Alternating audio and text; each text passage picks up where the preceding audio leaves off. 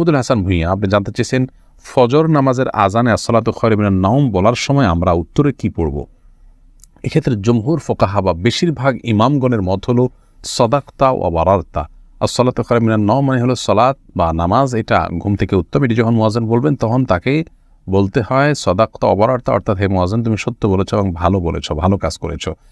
এই কথা বেশিরভাগ ফোকাহা একরাম বা জমহুর ফোকাহা একরাম বলতে বলেছেন মুয়াজ্জিনের জবাবে, এবং একটি রেওয়ায়েতে এটি এসছে, যদিও রেওয়ায়েতটা সনদকে অনেক মুহাদ্দিসগণ যায়ীফ বলেছেন।